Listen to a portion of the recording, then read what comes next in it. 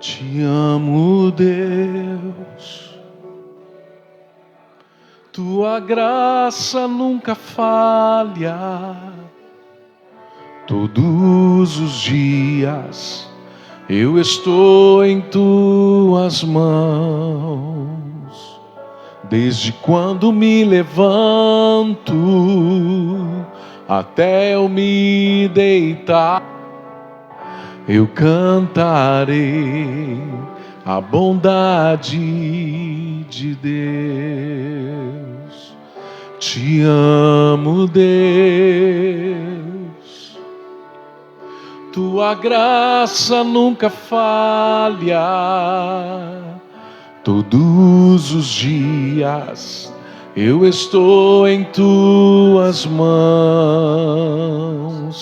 Desde quando me levanto até eu me deitar, eu cantarei da bondade de Deus.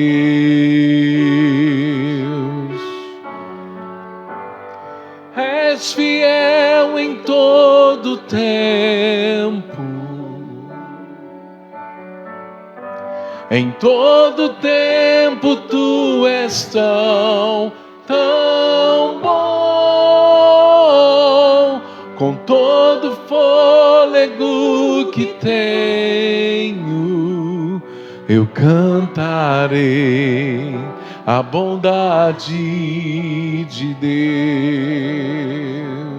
És fiel em todo tempo. És fiel em todo tempo.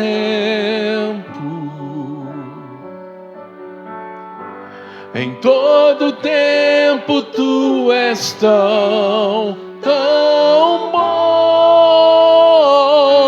Com todo fôlego que tenho, eu cantarei a bondade de Deus. Tua doce voz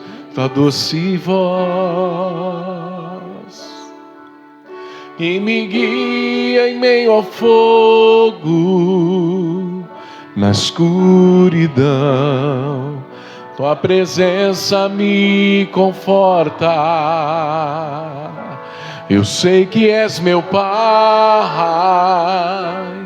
e amigo és.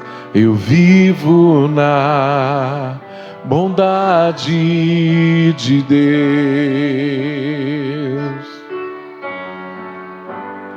És fiel em todo tempo. Em todo tempo tu és tão bom. Com todo fôlego que tenho, eu cantarei na bondade de Deus. Tua bondade me seguirá. Tua bondade me seguirá.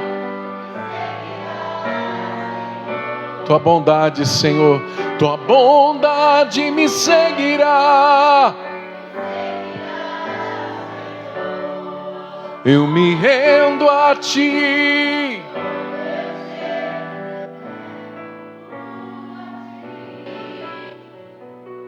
Bondade me seguirá. Diga mais uma vez: és fiel. És fiel em todo tempo. Em todo tempo tu és tão bom. Com todo fôlego que tenho, eu cantarei da bondade de Deus. Eu cantarei da bondade de Deus. Aplauda ao Senhor e seja grato a Ele por todas as coisas. Aleluia. Santo é o teu nome, Senhor. Doces são as tuas misericórdias sobre nós. Grande é a tua presença, Senhor. Gloriosa é a tua presença e maravilhosa é a tua presença, Senhor. Nos ensina a desejar somente o Senhor, nada além do Senhor, nada além da tua presença, nada além da tua glória, nada além da tua vontade, Senhor. Envolto em tua presença. Você sabe a canção? Cante. Onde eu quero estar, em meio à tua santidade, ali quero ficar. Aleluia, santo és. Não vim atrás de bênçãos, Jesus, não deves nada para mim, mais do que tu podes fazer, só quero a ti. Envolto em tua presença, cante mais uma vez. Envolto em tua presença, aos teus pés é onde eu quero estar, em meio à tua santidade, ali quero ficar. Diga para ele: eu não vim atrás de bênçãos, Jesus, não deves nada para mim. Aleluia. Mais do que tu podes fazer, só quero a ti. Diga: só quero, Senhor, só quero a ti, nada mais,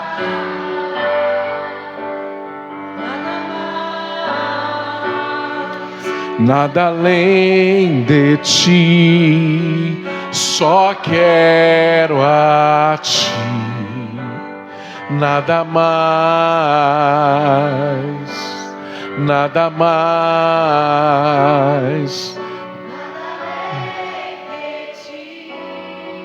só quero a ti, nada mais, nada mais, nada além de ti. Pai querido, nessa noite nós queremos declarar isso, Senhor, porque o texto que nós vamos estudar hoje fala disso, Senhor, de que o Senhor é o tesouro dos tesouros. O Senhor está acima de tudo o que deveríamos desejar, Senhor. O Senhor está acima de todas as coisas, e estar junto do Senhor é o melhor de todos os presentes, Senhor. Não deixa, Pai querido, os nossos olhos se desviarem da Tua presença, do alvo da nossa soberana vocação. Não deixa, Senhor, que as coisas desse mundo venham a nos atrair mais do que a Tua presença, mais do que a Tua glória, mais do que o Teu domínio, Senhor. Que nada nos domine, mas que a Tua presença seja sobre nós a maior de todas as influências, Senhor. Muito obrigado pela presença de cada irmão e irmã aqui, e que essa canção simples possa trazer para nós essa consciência, para nos ajudar a entender o texto dessa noite.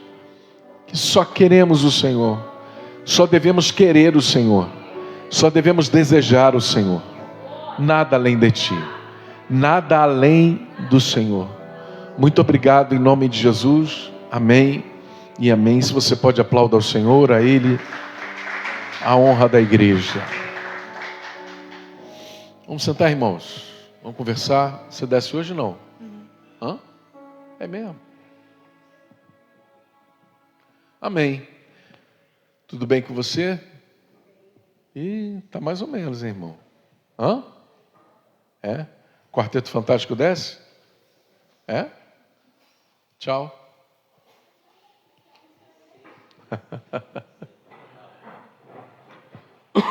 Elas estão ensaiando uma música. É uma só? Hã? Por enquanto. E aí a gente vai estimulando os adolescentes, as adolescentes, a desenvolverem seus talentos. Amém? A gente está em Filipenses. Eu postei um vídeo no grupo da igreja. Quem chegou a ver hoje? Você não teve tempo, né? Um vídeo de 2 minutos você não teve tempo de ver. Misericórdia. Eu queria que você visse agora. Abra o seu celular e dá uma olhada. A gente queria passar aqui no telão, mas a gente está com uns problemas aí na internet, na transmissão na internet, mas está no grupo da igreja. É uma das últimas postagens que eu coloquei aí, só para você visualizar. Tem a ver com o que a gente vai falar hoje aqui, tem a ver com o que nós estamos estudando. Eu já estou ouvindo alguém, né? Quem já abriu aí? Diga amém. Amém. Esse vídeo que você está vendo aí, quem está vendo aí? Está aqui, está no grupo da igreja, a última postagem. Hã? Aonde ela está descendo aí? É uma das hipóteses aqui, o lugar que ela está visitando aí, foi a prisão onde Paulo ficou preso. E ela vai, depois você vê então, amém? Ela vai para esse lugar para visitar e a proposta dela era fazer um vídeo educativo, um vídeo informativo dessa prisão, né? E aí quando ela chega lá, ela começa a lembrar dos textos que Paulo escreveu na prisão. E ela lembra de Filipenses, da carta de Paulo aos Filipenses, que foi escrita em prisão. Paulo estava preso. E aí ele produz a carta aos Filipenses. A gente já está estudando a carta aos Filipenses há alguns dias. E a carta aos Filipenses é chamada carta do contentamento, carta da alegria. Carta em que Paulo escreve pelo menos 16 vezes, alegrai-vos. Só que quando ela se depara, por exemplo, um dos textos que a gente vai chegar nele ainda diz, posso o quê? Você já falou isso milhares de vezes. Posso todas as coisas naquele que me fortalece. Geralmente é muito mais tranquilo a gente fazer essa declaração quando tudo está tranquilo na nossa vida, quando tudo está bem. Agora, e quando tudo está mal? Quando tudo está difícil? A gente, com que tom a gente fala essa frase? Com que tom a gente expressa? E aí quando ela se depara, o lugar em que Paulo estava, e você vai ver depois aí no vídeo, o lugar, as condições, meu Deus, e ela começa a chorar. Quando ela lembra só desse versículo, em que Paulo possivelmente escreveu, se foi nessa prisão, os estudiosos, né, dizem que foi ali, e aí ela vê as condições da prisão, ela vê o lugar, a gente está agora no século 21, mas imagina há 2000 anos atrás como não era essa prisão. E aí, em meio à prisão, Paulo produz esse texto pelo Espírito Santo.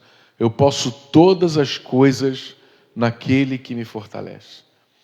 E aí, depois dá uma olhada nesse vídeo, ela começa a chorar, se emociona muito, porque ela tem um choque de realidade, de que, na verdade, às vezes a gente reclama sem motivos. A gente reclama estando ainda em condições muito boas. É só parar para pensar, por exemplo, como é que estão, nesse exato instante que a gente está aqui, milhares de famílias na Venezuela. Milhares de famílias. Vou além. É só pensar como é que está a família que a irmã Vanessa postou, não conheço, se conheço eu não sei exatamente quem é, mas eu acho que não conheço, que teve a casa queimada. E aí, será que diante de uma casa queimada, de um sofrimento tão grande, a pessoa pode dizer com seus lábios, posso todas as coisas naquele que me fortalece? Porque o que o Espírito Santo quer fazer com a gente é nos preparar para viver esses momentos. É capacitar a gente para a gente poder suportar os momentos de dificuldade e dor. Momentos fáceis são fáceis de ser vividos. Aliás, muitos se perdem ou começam a enfraquecer na fé nos momentos fáceis. Nos momentos de abundância. Nos momentos de muita coisa. Nos momentos em que tem bastante, tem sobrando. Às vezes a pessoa se perde aí. Mas nos momentos de escassez, nos momentos de dificuldade, é os momentos que a gente tem que mais se apegar a Deus e declarar isso mesmo que seja contrário à cena. É muito difícil você exercer o ministério da consolação, sabe? Porque a Ilma, nós vamos estar fazendo um momento de oração pela Ilma. A Ilma terminou um dos cursos mais importantes que tem para fazer na igreja. Poucas pessoas têm essa disposição de fazer esse curso. Nós temos, para a honra e glória de Deus, uma pessoa formada em capelania aqui na igreja. A irmã Ilma fez o curso de capelania, se formou a semana passada. E aí eu espero que também, através do testemunho dela, outros possam se despertar para isso. Talvez você não tenha percebido, mas um dos momentos mais difíceis é o momento que a gente precisa do capelão, da pessoa que vai nos ajudar a interceder. Esse é o ministério da consolação. Então, depois eu quero falar contigo antes da gente ir embora, tá? A gente tem algumas coisas aqui movimentando para ver se a gente consegue colaborar com essa família. E você também. Quem viu a postagem da Vanessa no grupo? E aí a resposta da Vanessa foi lá no grupo, a resposta a uma pergunta que colocaram lá. Com o que você puder ajudar, faça isso. Você conhece pessoalmente a família? Então pode ajudar através dela. A Nina também colocou, não sei se... né? Então não é brincadeira, não é uma pegadinha, não é um golpe, é algo realmente que aconteceu. Então que a gente possa ter essa misericórdia. Esse vídeo da prisão me remontou. Gente, às vezes a gente está vivendo um momento de dificuldade, problema, mas não é o pior momento, não é a pior coisa que está acontecendo. Então vamos levantar a cabeça, vamos olhar para essas situações e falar, não, cara, eu consigo resistir, eu consigo vencer, eu consigo ser fiel a Deus, eu consigo vencer essa tentação, essa dificuldade. A gente tem que deixar, eu vou usar essa palavra com todo respeito, mas a gente tem que deixar de ser covarde, na verdade. A gente tem que ser corajoso, a gente tem que enfrentar os problemas de frente, ser mais realista, ser mais proativo na luta contra os problemas. É o que Paulo está nos ensinando em Filipenses. Essa carta nos ensina que a gente tem que ser contente com Deus, tem que ser alegre em Deus, mesmo no meio de uma prisão que você vai ver aí no vídeo aí. Mesmo em meio a um momento de dificuldade. O texto é Filipenses capítulo 3, se não me engano. O 2 a gente ficou bastante tempo nele, falando sobre um monte de assunto, e o 3 não é diferente, ele vai ser um monte de assunto que Paulo vai citar aqui.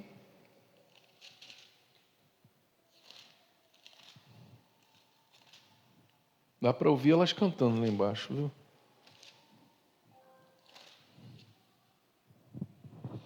Capítulo 3, o capítulo 2, Paulo fala no finalzinho sobre o envio de... irmão, obrigado. Sobre o envio de alguns irmãos até... Vamos só ler para a gente contextualizar. Capítulo 2, versículo 12. 2, versículo 12.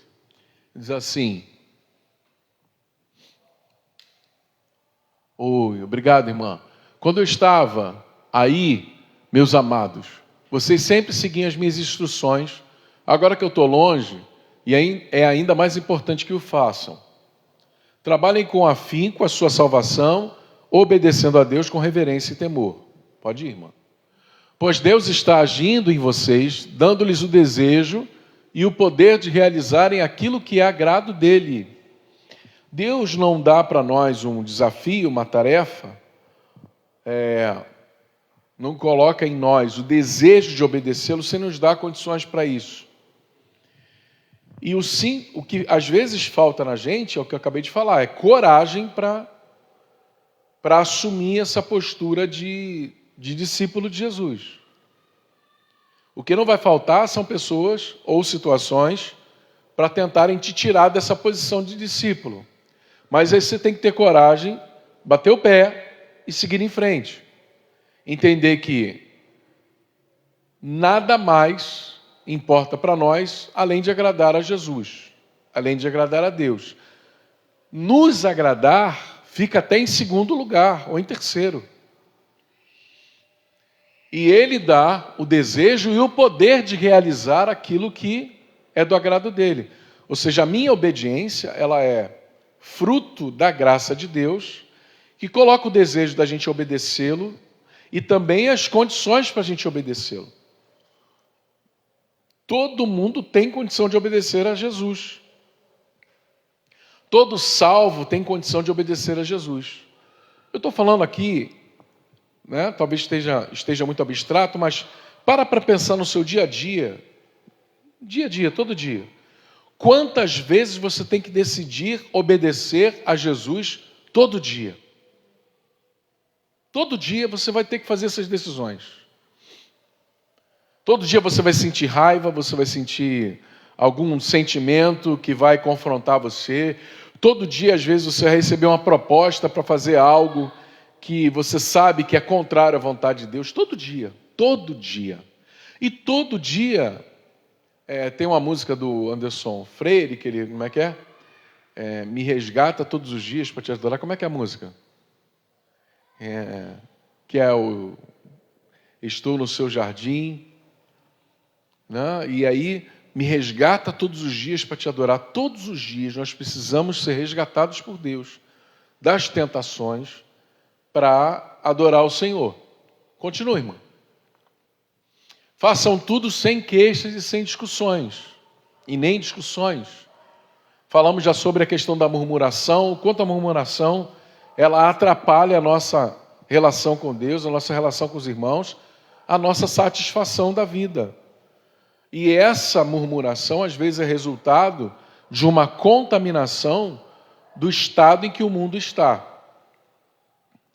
Então, se você seguir a tendência materialista, capitalista, você nunca vai estar satisfeito com nada. Vamos dar um exemplo aqui. Quem tem um celular, o mesmo celular há mais de 5 anos? O mesmo aparelho. Há mais de 5 anos. É raro, é muito raro. Porque a gente está com o celular 2 anos, já está... Não, tem que comprar outro. Está insatisfeito, porque já sai um outro. A gente, às vezes, é contaminado pelo sentimento de insatisfação. Nunca estou satisfeito com nada. Isso gera uma ação de murmuração constante na gente. A gente, às vezes, vive melhorias, mas a gente está tão habituado a murmurar e a gente não vê que houve melhoria.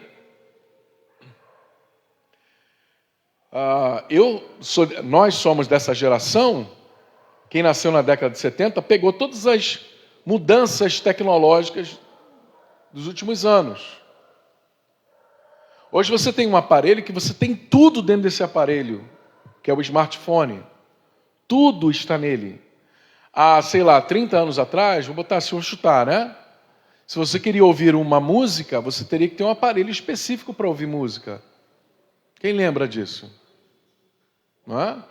Mas antes, 40 anos atrás, você teria que ter um Walkman, aquele toca-fita, não é isso? Para você filmar, você tinha que ter uma máquina para filmar. Enfim, para você telefonar, você tinha que ter um aparelho de telefone. E eu sou da época que ter uma linha telefônica significava ter ações da companhia telefônica. Era caro ter uma linha telefônica. Lá, eu lembro bem que a gente usava o telefone do vizinho. A gente dava o telefone do vizinho para receber recado e às vezes incomodava o vizinho pedindo para fazer um telefonema. Que a gente ia comprar, a geração de hoje não sabe o que significa a expressão caiu a ficha. Eles falam, mas eles não sabem o que era comprar aquelas fichas, ir para a fila do orelhão, lembra disso? Esperar a sua vez, e quando a conversa estava começando a ficar boa, a ficha caía, e aí você tinha que correr porque ia acabar as fichas. A gente eu vou usar a expressão sofreu para você entender. A gente passou por muitos processos de evolução tecnológica. Quando você pega hoje um smartphone, você fica, aqui eu filmo, aqui eu tiro foto, aqui eu converso com pessoas, faço chamada de vídeo. Tudo aqui, tudo nesse aparelhinho. Se eu chegasse com esse aparelhinho há 50 anos atrás, falar, ó, daqui a 50 anos você não vai precisar de Walkman, você vai precisar de máquina filmadora, você não vai precisar... A pessoa, não, você está maluco, não tem como. Mas ainda assim, a gente reclama e está insatisfeito com o que a gente tem. Essa relação de insatisfação com as coisas, às vezes é transportada para a nossa relação com Deus. E a gente vive uma vida de murmuração. Nunca está bom. O salário nunca está bom. Se eu estou desempregado, eu fico orando a Deus para ser empregado, mas quando eu estou empregado, eu reclamo do emprego que eu tenho. Não é? Conhece alguém assim? Eu quero não trabalhar o final de semana, eu não trabalho o final de semana. E aí chega no domingo, eu fico reclamando da segunda-feira. Amanhã é segunda-feira. O tempo todo eu estou murmurando de alguma coisa. Se eu vou numa festa e o refrigerante não é Coca-Cola, também não é Coca-Cola, gente. E murmuro. Desde as coisas mais insignificantes até as coisas mais importantes. E a gente tem uma vida de murmuração que atrapalha a nossa relação uns com os outros e com Deus. Por isso Paulo vai dizer em outra carta assim, ó, você tem que aprender a ser contente, a estar contente, a se contentar com aquilo que Deus está dando para você. Prosperidade bíblica é não ter falta de nada. Ok? Mas a prosperidade mais profunda ainda é saber que em Cristo não me faltará nada. A minha satisfação está em Cristo. A gente murmura muito porque a gente ainda não entendeu a nossa satisfação em Cristo. De modo que ninguém possa acusá-los. Se você vive de uma vida que busca a correção, a honestidade, porque se você obedece a Deus, as outras qualidades serão consequências dessa obediência. Quem obedece a Deus vai procurar honestidade, sim ou não? Sim ou não, irmãos? Há coerência entre alguém que obedece a Deus e fala que obedece a Deus, mas é desonesto? Então, na prática, ele não obedece. Então, se a gente obedecer a Deus, a gente vai viver honestidade, verdade, sinceridade, amabilidade, gentileza. São consequências naturais. É o que a Bíblia vai dizer, e Paulo vai escrever também, vai chamá-los de fruto do Espírito Santo. E o fruto do Espírito Santo é a maior característica daquele que é batizado no Espírito Santo. O verdadeiro batismo com o Espírito Santo leva a pessoa a produzir o fruto. Os dons não são o principal sinal de que alguém é batizado no Espírito Santo. Mas o fruto sim é o sinal. Porque o fruto significa que houve mudança de vida de dentro para fora. Quem compreendeu, diga amém. Eu compreendi. O dom, Deus pode derramar os seus dons sobre os homens, e esses homens cheios de dons podem, de repente, não ter tido encontro com Deus, não terem sido salvos. Então, qual é a característica do crente verdadeira, do nascido de novo e do batizado com o Espírito Santo? O fruto do Espírito, que é, como diz a expressão, que é uma figura, Quando o Espírito Santo está na gente, ele vai produzir os frutos. E as pessoas em volta vão comer desses frutos.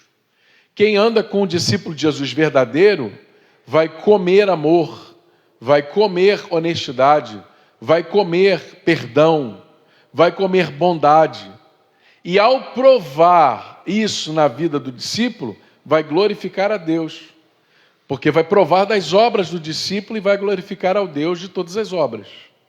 Vamos, de modo que ninguém possa acusá-los, levem uma vida pura e inculpável como filhos de Deus, brilhando como luzes resplandecentes num mundo cheio de gente corrompida e perversa. Esse retrato aqui é real nos dias de hoje? Um mundo cheio de gente corrompida e perversa, sim ou não?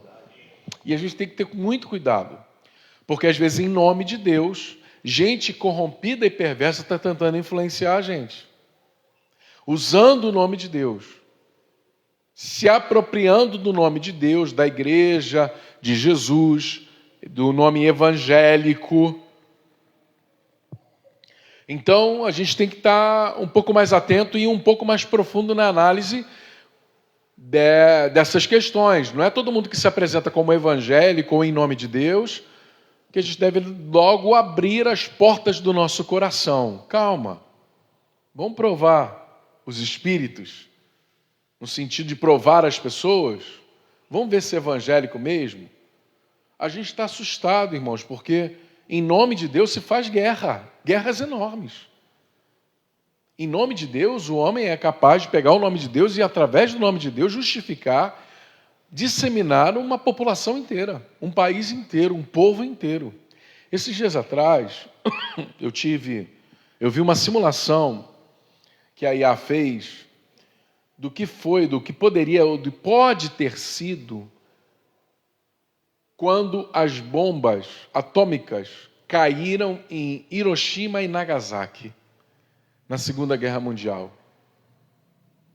E elas foram liberadas em Hiroshima e Nagasaki.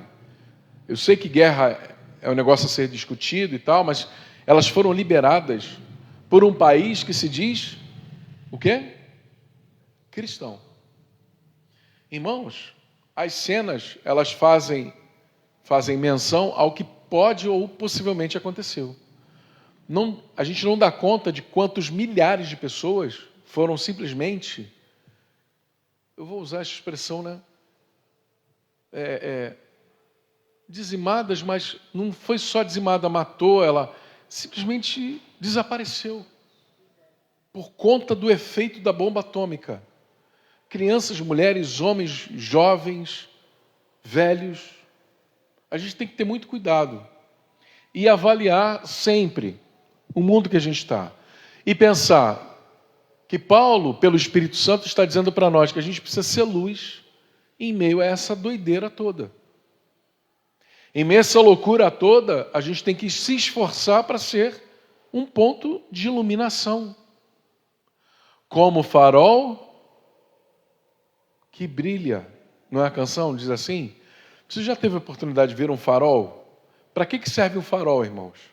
Um farol marítimo. Iluminar e orientar. Orientar é uma localização de salvação para os navegantes, para os navios. Se você tiver a oportunidade de ir a um farol em algum dia, alguma vez, ele fica posicionado num lugar, na costa, em que a altura é suficiente, em que a iluminação dele vai nortear os navegantes perdidos, como um farol que brilha. A ideia é essa para nós, que onde Deus nos plantou, a gente seja um ponto de referência, não por nós mesmos, mas pela luz que brilha em nós. Olha como é rica essa carta, Pai. Apeguem-se firmemente à mensagem da vida. A mensagem da vida é qual? É o Evangelho. Essa semana eu fiz um estudo pessoal sobre o que é o Evangelho. O Evangelho, a palavra Evangelho, em resumo, significa boas novas, boas notícias. Acerca de quem? Acerca de Deus, acerca de Jesus. O Evangelho tem a ver com o que Deus fez para salvar o homem. Então eu tenho que me apegar a essa mensagem, porque essa mensagem é vida. Essa mensagem leva a vida às pessoas. Então no dia em que Cristo voltar, aí Paulo está dizendo, no dia em que Cristo voltar, me orgulharei de saber que não participei da corrida em vão e que não trabalhei inutilmente. Ele está falando em relação aos filipenses. O maior desejo de Paulo ali é que os filipenses eles sustentassem a fé, guardassem a confissão, praticassem aquilo que lhes foi ensinado, para que na volta de Jesus se confirmasse. Imagina o coração do pastor Paulo, quando ele chegar na volta de Cristo, e ele perceber que todos, quem sabe, da igreja de Filipos, vão ressuscitar, ter os corpos transformados e subirem aos céus. Ou seja, todo o trabalho dele, de evangelização, de discipulado, de capacitação dos líderes, todas as noites e madrugadas de oração, todos os encontros, valeu a pena. Valeu a pena. E é o nosso sentimento também aqui. A pior coisa que pode acontecer para um líder, para um pastor, um discipulador, um líder de célula, é ele ver uma pessoa que andou com ele muito tempo, completamente afastada das coisas de Deus. Isso é triste demais. Dói o nosso coração. A gente não cansa de orar pelos afastados, por aqueles que estão fora da comunhão da igreja, porque dói o nosso coração. E não tem coisa melhor para nós, depois de que a coisa melhor é a pessoa permanecer, amém? Mas depois disso, a melhor coisa é saber que uma pessoa caiu em si e voltou. Caiu em si e voltou a caminhar com Cristo. Pai, contudo, me alegrarei mesmo se perder a vida entregando a Deus como oferta derramada. Da mesma forma que o serviço fiel de vocês é uma oferta a Deus. Tudo que a gente faz para evangelizar é uma oferta a Deus. Tudo.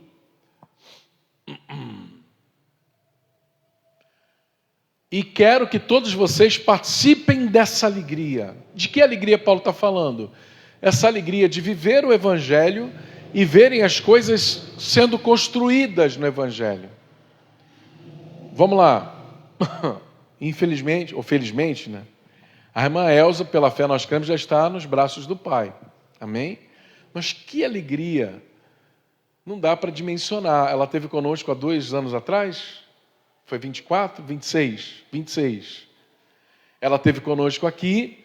E aí eu fico pensando, imagina, essa irmã está aqui agora. A gente não é uma igreja de estrutura grande, a gente é uma igreja de estrutura pequena. Mas isso que a gente é hoje aqui começou com uma evangelização de crianças. A gente não sabe como é que vai estar esse ministério aqui daqui a 10 ou 20 anos. Não sei como é que vai estar.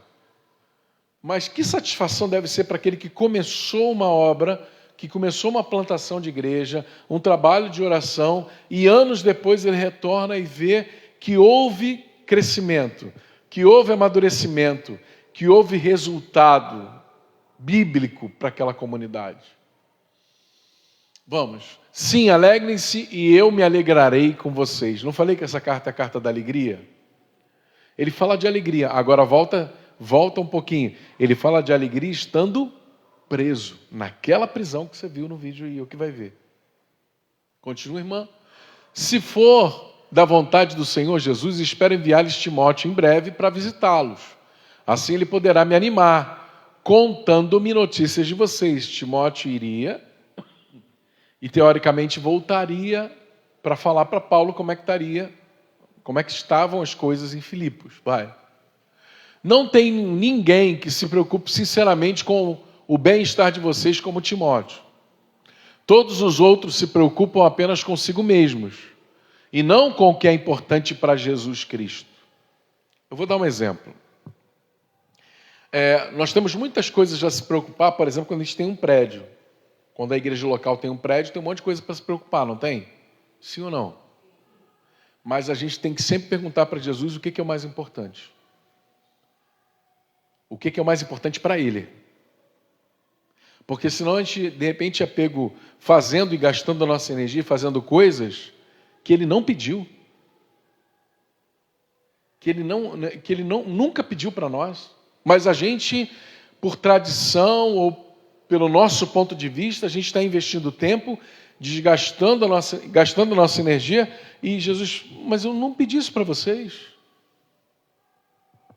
Vou dar um exemplo agora bem da hora. O que é prioridade diante do anúncio da irmã Vanessa no grupo? O que é prioridade para nós? O que deve ser prioridade para nós? Fala, irmãos, o que é prioridade? E aí? Então, a urgência de Cristo é mais urgente do que qualquer outras urgências. E a urgência de Cristo sempre é a gente amar o próximo, estender a mão.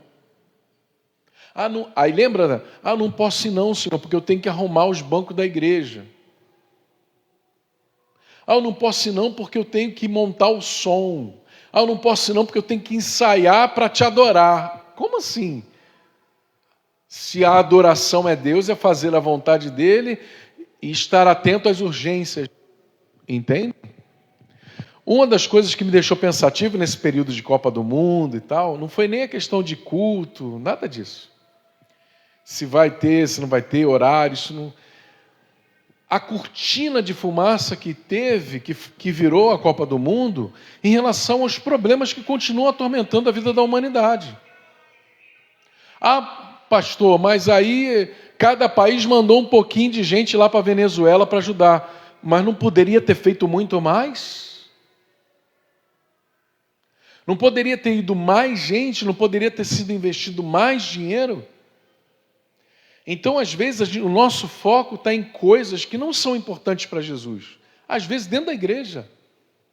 Às vezes, tem irmãos brigando por coisas dentro da igreja, e Jesus olhando e falando, meu Deus do céu, olha quanta perda de tempo. Eu nunca pedi isso para eles.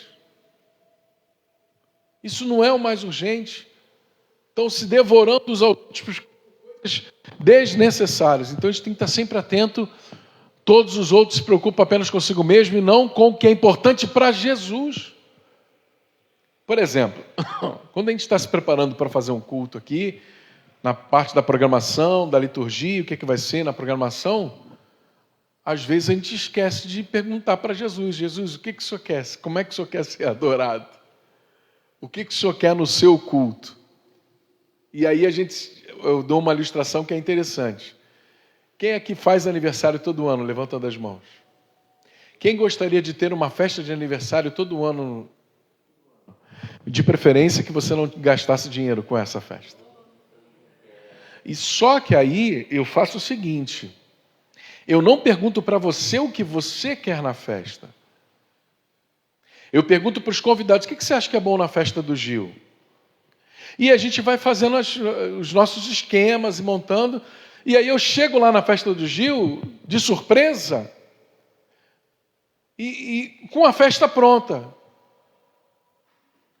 Só que nessa tese que eu estou levantando aqui, o Gil fala assim, e ele começa a pensar, mas eu não pedi nada disso, eu não gosto disso, eu não gosto daquilo outro, a música não é do meu agrado, as comidas são todas as que eu odeio, e a bebida também, eu não bebo refrigerante, eu só bebo suco, por que encheram isso aqui de refrigerante? E aí, de repente, alguém chega para o Gil, e o Gil, muito sinceramente, chega, Gil, e aí, está gostando da festa? O Gil vai falar assim, estou detestando. Compreenderam? E aí você vai compreender melhor quando você lê o livro de Isaías. O livro de Isaías, no início de Isaías, é Deus rejeitando tudo aquilo que o povo achava bonito apresentar para ele. E Deus falando assim, isso tudo para mim não serve de nada, eu não quero nada disso, porque o que eu quero, vocês não estão fazendo. O livro de Isaías é um soco no estômago na religiosidade. Isaías é pancada. Porque às vezes a gente está fazendo tudo, mas não está fazendo o que é importante para Jesus, que é o dono de todas as coisas. Vou ensaiar essa música aqui, que essa música é maravilhosa. A gente estava discutindo na semana passada, eu e Dalva, e eu não estou criticando friamente essa geração, não estou falando isso não, tá? Eu estou querendo dizer apenas que a nossa geração, a geração que a gente está agora, está vivendo uma dificuldade com a questão da adoração com as canções no culto, ela está vivendo uma dificuldade sem perceber. Às vezes as pessoas se emocionam nas canções de adoração no culto ou nas canções do culto, elas estão mais emocionadas com a canção, ou com a melodia, ou com a música, do que com o Deus que deve receber essa canção. Então, por exemplo, você pega uma música um pouquinho mais antiga, com uma teologia bíblica, com uma mensagem bíblica, mas que talvez não seja tão emocionante musicalmente, e essa música não contagia, sabe? Não enche o meu coração. A mensagem não enche, mas se eu toco uma música que tem uma certa melodia, uma linha melódica, um arranjo, eu me apaixono e eu me entrego, mas eu não estou me entregando ao Deus da palavra e à palavra de Deus daquela canção. E aí é uma espécie de quase idolatria à canção e não ao Deus que deve ser adorado. A gente tem que estar atento o tempo todo. Qual é a música do céu? Qual a música que agrada o coração de Deus? Qual a mensagem? A gente tem que estar olhando isso o tempo todo na nossa vida. Jesus chega na nossa casa, a gente tem que perguntar para ele assim, o que você quer? Que a gente fique aqui sentado contigo? Ou o Senhor quer que a gente vá fazer alguma coisa para atender? Porque não existe uma regra. Moisés, diante de Deus, está acostumado a orar, falar com Deus, sim ou não? Sim ou não, irmãos? Mas chegou um momento que ele vai orar a Deus e Deus, não, Moisés, agora não é hora de orar, é hora de agir. Quem lembra dessa passagem? Não, Moisés, agora não é hora de conversar comigo, agora é hora de você agir. Toca no mar, toca nas águas. Então, o tempo todo perguntar, Senhor, como é que o Senhor quer que seja o meu dia hoje para te agradar? O que o Senhor quer que eu viva? Qual a experiência? Eu vivi essa experiência hoje. De manhã eu falei, Senhor, como é que o Senhor quer que eu trabalhe hoje para que seja adoração ao Senhor? De que forma? Como é que o Senhor quer que eu trate as pessoas que estão aqui no trabalho para que o Senhor seja adorado através da maneira com que eu falo com as pessoas? Como é que o Senhor quer que eu trate a Dalva, a Maria Clara? Como é que o Senhor quer que eu trate os meus sogros? Como? Porque tudo é adoração ou não. Amém? Saber o que Jesus pensa, quer, é o mais importante. E aí você vai ver, porque é o seguinte, quando eles saíam com Jesus para viver aquele dia, eles atendiam a agenda de Jesus. E a agenda de Jesus é totalmente diferente e estranha do que a nossa agenda. Um dia que de repente eles pensavam, não, a gente vai passar para um lugar tal, não, ele fica em casa e todo mundo vai para a casa dele lá e daqui a pouco destelham, tiram a telha, desce alguém e aquela confusão, aí no outro dia procuram ele não está onde eles acham que está em outro lugar, e a agenda de Jesus é dinâmica e ele tem a sua prioridade, as suas prioridades. E aí, a proposta de Jesus é negar a si mesmo, tomar a sua cruz, e qual é o terceiro passo? Segui-lo para onde ele for, ou quiser, ou ir, ou mandar ir. Guarde isso, o que é importante. Vamos ler juntos? O que é, vai irmão, me ajuda aí. O que é importante para Jesus Cristo. Vamos. Mas vocês sabem que Timóteo provou seu valor. Como um filho junto ao pai, ele tem servido ao meu lado na proclamação das boas novas. Essa relação discípulo-discipulador, que a gente vai trabalhar muito na escola de líderes. Eu estou com o coração fervendo para a escola de líderes. Mas algumas pessoas ainda não despertaram para se inscrever, eu não posso fazer nada. Essa relação discípulo-discipulador, ela é natural, ela tem que ser natural, e ela não é uma relação hierárquica. Paulo mandando em Timóteo é uma relação de amizade, é uma relação de irmandade cristã, é uma relação de dependência natural. Eles queriam estar juntos. Você vai ver um retrato muito, muito forte disso, é quando Paulo se despede da igreja de Éfeso, na praia. E todo mundo está em prantos, porque Deus já tinha revelado à igreja de Éfeso que eles não iam ver Paulo mais. E Paulo sabia disso também. É uma despedida, se você ler o texto, é uma despedida emocionante, que é fruto de um relacionamento emocionante, de um relacionamento desenvolvido. Então Paulo fala que ele elogia Timóteo. Timóteo é um homem de valor. Como um filho junto ao pai, ele tem servido ao meu lado, não atrás, não em cima, não embaixo, ao meu lado, na proclamação das boas novas do Evangelho. Vamos, rápido. Espero enviá-lo assim que souber o que me acontecerá aqui. Vai. E tenho confiança no Senhor, de que em breve eu mesmo irei vê-los. Paulo tinha esperança de retornar a Filipos.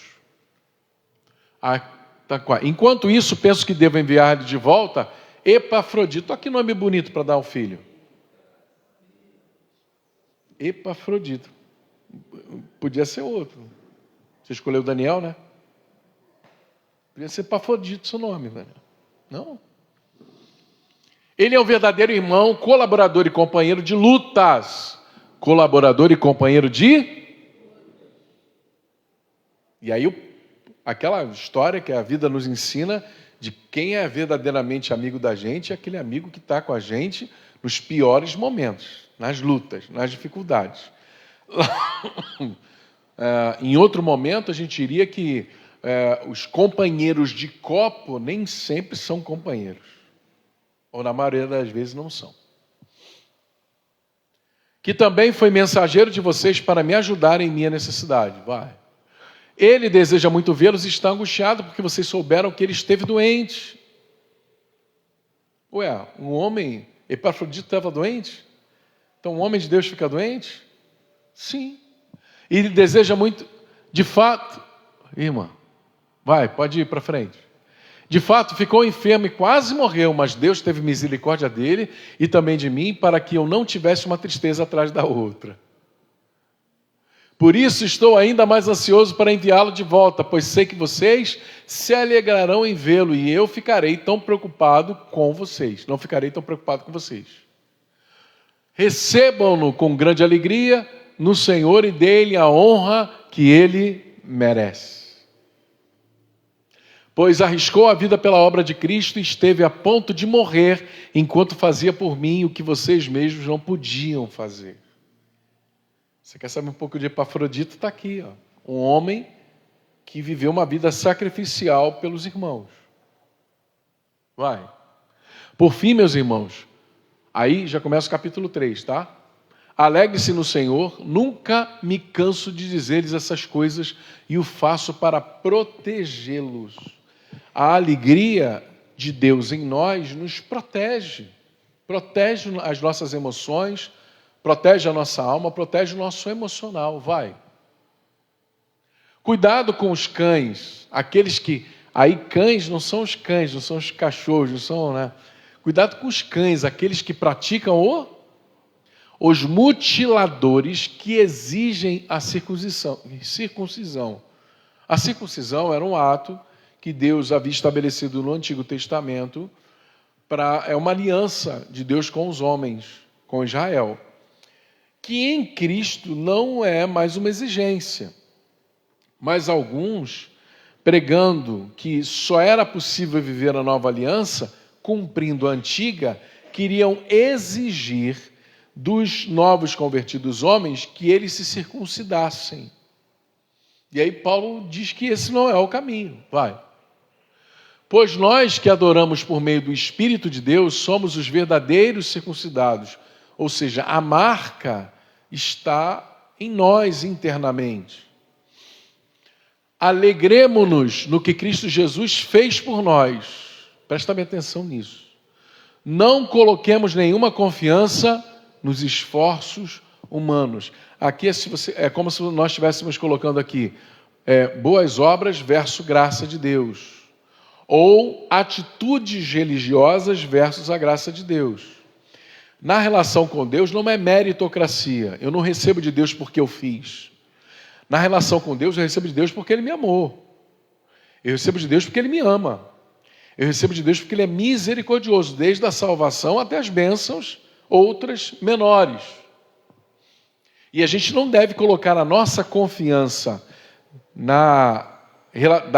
da nossa relação com Deus em nós mesmos. A nossa atitude tem que ser sempre uma relação de não acreditar que eu sozinho posso fazer aquilo que Deus quer que eu faça. Vai. Ainda que se outros pensam ter motivos para confiar nos próprios esforços, eu teria ainda mais. Paulo falando humanamente, se fosse para colocar ao lado de outros testemunhos, o meu testemunho não é pequeno. Vai. Aí ele vai falar, ele foi circuncidado com 8 dias de vida, sou israelita de nascimento, da tribo de Benjamim, um verdadeiro hebreu, ou seja, Paulo era da tribo de Benjamim, que era a tribo de Saul, a tribo do primeiro rei. E depois eu vou falar para vocês um negócio interessante sobre essa relação entre Paulo e Saul. Era membro dos fariseus, ou seja, o grupo religioso judaico que se dizia o mais fiel às Escrituras, o que mais conhecia, o que não se misturava com outros, sabe? Era membro dos fariseus, extremamente obediente à lei judaica, vai. Era tão zeloso que perseguia a igreja. Ele era tão fariseu e acreditava tanto que ele estava certo que ele perseguiu a igreja. E quanto à justiça, cumpria a lei com todo o rigor. Pensava que essas coisas eram valiosas, mas agora as considera o quê? Insignificantes por causa de Cristo. Paulo teve um encontro tão tenso com Jesus, com as coisas de Deus, com o próprio Cristo, as experiências, as revelações, que quando ele compara tudo aquilo que ele conhece em Cristo com aquilo que ele achava que era valioso demais, ele fala, isso tudo aqui não passa de nada perto de Cristo. Vai. Estamos terminando. Sim, todas as outras coisas são insignificantes comparadas ao ganho inestimável de conhecer a Jesus Cristo, meu Senhor. Por causa dele, deixei de lado todas as coisas e as considero menos que lixo, a fim de poder ganhar a Cristo. Não é questão de salvação, de experimentar cada vez mais das coisas de Deus. Vai. E nele ser encontrado. Não conto mais com a minha própria justiça, que vem da obediência à lei, mas sim com a justiça que vem pela fé em Cristo Jesus. Pois é com base na fé que Deus nos declara justos. Vamos até aí? Versículo 9, 3:9. Amém? Então, a nossa vida em Deus tem que ser uma vida de confiança na obra que Deus fez. Nunca no que nós fazemos. Vou dar um exemplo prático. Às vezes a gente chega muito confiante na igreja, numa reunião da igreja, melhor dizendo, porque naquele dia você conseguiu vigiar bastante, sabe? Você conseguiu vigiar bastante, não caiu nenhum laço de passarinheiro, vigiou bastante, conseguiu vencer algumas práticas, vigiou bastante a sua língua, não falou nenhum palavrão, não xingou ninguém, conseguiu vencer as dificuldades. Aí você chega confiante no culto, dizendo assim, hoje eu arrebentei, hoje realmente a minha adoração vai ser top, porque eu consegui ficar limpo. Isso é boas obras, isso é confiar em si mesmo, isso é confiar em que você conseguiu vencer essas dificuldades e os seus dilemas e as tentações por você mesmo. Quando na verdade a gente só consegue fazer essas coisas porque Deus nos dá condições e força. Eu falo isso toda a ceia, mas é para a gente pensar. Às vezes a gente chega assim, lembra, essa semana é ceia do Senhor, né? Última semana do mês, a primeira semana é ceia, então vou vigiar mais, vou redobrar minha vigilância, né? Não vou errar, não vou pecar, não vou... Para chegar bem na ceia, porque na ceia eu tenho que chegar bem, né? Mas quem é que chega bem na ceia? Quem é que chega justo por si mesmo, e apto para cear, sentar à mesa do Senhor. Porque a ceia não é simplesmente o pão e o suco. A ceia fala de comunhão com Deus. Quem é que por si mesmo se encontra em condições espirituais para ter comunhão plena com Deus? Ninguém. Todos nós falhamos. A gente só consegue sentar à mesa porque Jesus fez a obra de justificação por mim na cruz. Porque Ele fez paz com Deus por mim. E aí Ele me convida a sentar na mesa, não porque eu mereço, é pelo contrário. É porque Ele me amou e Ele me convidou. Gente, tem uma parábola lindíssima. E Jesus fala assim, olha, um homem quis dar uma festa e convidou a muitos. Já viu essa parábola? E as pessoas foram dando desculpa. Não dá para ir não. Sabe como é que é? Não dá para ir não, tem que ver um terreno. Não dá para ir não, que eu estou agitando meu casamento. Não dá para ir não. Um monte de coisa acontecendo aqui. Não dá para ir não. Aí o dono da festa disse assim, então tá bom. O que vocês vão fazer agora? Vocês vão agora e pegar todo mundo e trazer para essa festa, porque eu quero a minha festa cheia. Essa parábola muitos interpretam como sendo o reino de Deus. Aí quem o pessoal vai pegar na rua? Os aleijados, os cegos, os marginalizados, os mendigos, os moradores de rua, aqueles que se prostituem, aqueles que praticam coisas erradas e trazem. Quem você acha que está em qual grupo? Eu me vejo no segundo grupo. Eu me vejo no segundo grupo. Sabe? Eu não me vejo no primeiro. Há outras interpretações desse texto, mas eu me vejo no segundo grupo. Eu me vejo como aquele que nunca teria condição de estar numa festa do rei, se o rei não fosse me pegar, se o rei não fosse me resgatar, me tirar do meu estado de indignidade e me tornar digno para ir para essa festa. Oi? Todos os dias. E outra, não confie, você tem que procurar se manter santo, sim ou não? Quem acha que sim? Mas não confie em si mesmo, confie em Jesus. Confie em Jesus. É na força dele, é na graça dele, é no domínio dele. É muito parecido assim. Quem já tentou fazer dieta alguma vez na vida aqui? Se você tentar fazer dieta na sua força, você não vai conseguir. Você não vai conseguir. Agora, se colocar como propósito da dieta, eu estou falando sério, gente, juntar a graça de Deus nesse negócio. E falar assim, eu preciso fazer. Porque a minha saúde precisa disso. Não é uma questão de estética, é uma questão de saúde, em muitos casos. E aí Deus vai usar até a dieta como instrumento de disciplina espiritual. Porque, irmãos, se a gente consegue vencer o mais básico dos nossas necessidades, que é a comida e a bebida, comida principalmente, é a mais básica de todas, se a gente consegue controlar, e aí está a questão do jejum nessa história, se a gente consegue controlar isso, esse anseio que a gente tem por comer alguma coisa que nos viciou, se a gente consegue controlar isso, é um exercício para outros desafios que Deus quer em que nos controlemos e desenvolvamos o domínio próprio. Se você consegue controlar o seu apetite viciado em alguma coisa ou dependente de alguma coisa, você vai conseguir controlar o seu ímpeto diante de uma dificuldade, diante de um possível embate, diante de está quase acontecendo aquela briga, mas porque você está exercitando o domínio próprio, você segura a tua língua e não fala aquilo que você está sentindo vontade de falar. Mas você tem domínio próprio, e domínio próprio é fruto do Espírito Santo. Coisa linda, né? A palavra de Deus. Fala que não é. E ela tem tudo a ver com o nosso dia a dia. Tudo a ver com o nosso dia a dia. Tudo a ver. Amém? Vamos ficar de pé? As cantoras ainda estão lá embaixo. Aí, ó, juntinho. Está subindo todo mundo ou só subiu uma devagar? Amém. Vamos ficar de pé.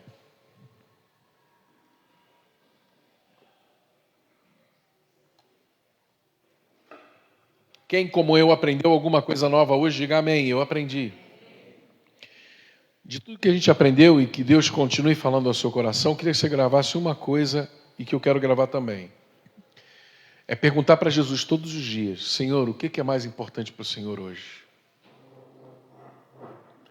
Topa? E sim ou não? É acordar e a sua oração primeiro é: Senhor, o que é mais importante para o Senhor hoje? Vi. O que é mais importante para o Senhor hoje? E aí você vai começar a colocar a prioridade no lugar da prioridade. A prioridade é: o que Deus quer de mim hoje? E você vai começar a surpreender com coisas acontecendo na sua vida, pelo simples fato de você ter colocado Jesus como prioridade na sua vida. Amém? Dê a mão à pessoa que está ao seu lado. Vamos fazer de Jesus, de fato, o que é mais importante. Amém? Oremos. Pai, em nome de Jesus, nós estamos aqui nessa noite, lendo a Tua Palavra, Te adoramos com algumas canções, oramos, estamos orando mais uma vez, e queremos nessa hora colocar nas Tuas mãos as nossas vidas, esse aprendizado, essa palavra linda de Filipenses, e que nós possamos aprender de verdade aquilo que é importante para o Senhor e que devemos estar completamente comprometidos com o que é mais importante, Senhor. Nos ensina a olhar as circunstâncias do dia a dia e decidir, tomar as nossas decisões, a nossa livre agência, baseado no que é mais importante para o Senhor. Que tenhamos capacidade de discernir isso. E assim, Senhor, fazer a Tua vontade. E em fazendo a Tua vontade, nós seremos luzeiros nesse mundo. Nós seremos faróis, como faróis que brilham, Senhor, iluminando uma noite escura no mar. Senhor, capacita-nos a sermos como o Senhor quer que nós sejamos. Não por nossas próprias forças, mas pela obra que o Senhor começou em nós. E aquele que começou a boa obra é fiel para terminá-la até o fim. Então que o Senhor possa terminar e continuar e completar a Tua obra em nós, de santificação, de melhoria. A gente usa muito essa palavra no mundo dos negócios, melhoria contínua, que nós sejamos melhorados pelo Teu Espírito Santo todos os dias. Produza em nós o fruto do Espírito, nos dá coragem, perseverança, nos projetos que nós temos que se alinham à Tua vontade, Senhor. Ajuda-nos a cuidar da nossa saúde, ajuda-nos a cuidar da nossa saúde mental, emocional, para que sejamos de verdade instrumentos Teus na vida de outras pessoas. Muito obrigado pela presença de cada um dos irmãos. E tem misericórdia, Senhor, dessa família que sofreu esse incêndio. Tem misericórdia, Senhor, das pessoas lá na Venezuela. E de tantos outros que estão em sofrimento nessa noite, Senhor. Famílias enlutadas, famílias que perderam entes queridos. Senhor, visita com a Tua consolação, com a Tua misericórdia, com a Tua graça. É a nossa oração em nome de Jesus. E a igreja diz: amém e amém. Glória a Deus, aplauda ao Senhor por Sua palavra, Ele é bom. Amém. Se você tem alguma coisa a ofertar, a oferecer em relação a essa questão, procure a irmã Vanessa, eu acho que ela é o melhor caminho para a gente chegar até onde a gente tem que chegar. E o que você puder contribuir, sendo inteligente nessa contribuição, que você possa abençoar a vida dessa família. Amém? Pode ligar aí, irmã.